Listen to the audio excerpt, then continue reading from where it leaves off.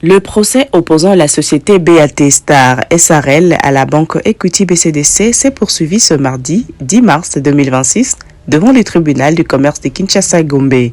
Lors de cette audience, la banque mise en cause ne s'est pas présentée devant la juridiction. Le tribunal a constaté l'absence non seulement de la banque, mais également de ses avocats et de tout représentants mandatés pour assurer sa défense.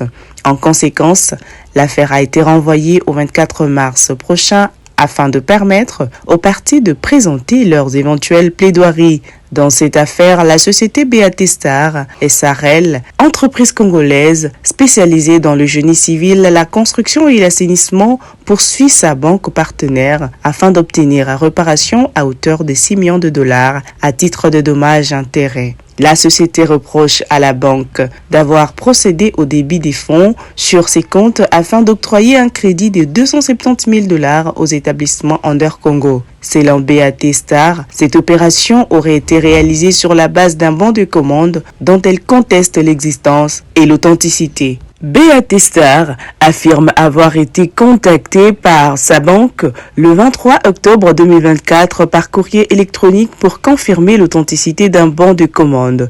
Le document transmis faisait état d'une commande portant sur 650 tonnes de ciment gris pour un montant de 383 500 dollars, destiné à être livré à Mweneditu dans la province de Lomami, dans un délai de 30 jours. L'entreprise soutient toutefois n'avoir jamais remporté de marché de construction dans cette ville et affirme ne disposer d'aucune représentation dans cette région. Plus grave encore, elle estime que ce document aurait été frauduleusement fabriqué en utilisant son en-tête officielle ainsi qu'une signature scannée de son gérant. Selon BAT Starel, elle aurait été informée de l'octroi du crédit qu'environ 10 mois après l'opération. Pour l'entreprise, ce délai constituerait une grave négligence de la part de la banque qui aurait manqué à son obligation de vigilance et de vérification dans la gestion des comptes de ses clients. La société affirme également que toutes les tentatives de règlement à l'amiable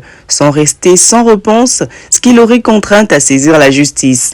Elle soutient que cette affaire a gravement porté atteinte à son image, sa crédibilité et sa réputation auprès de ses partenaires, ainsi que de l'opinion publique. Elle considère que son nom a été associé à tort à une opération qu'elle qualifie de frauduleuse. C'est dans ces contextes qu'elle réclame 6 millions de dollars à des réparations, un montant destiné à couvrir à la fois le préjudice moral, l'atteinte à la réputation et les pertes économiques résultant de cette situation.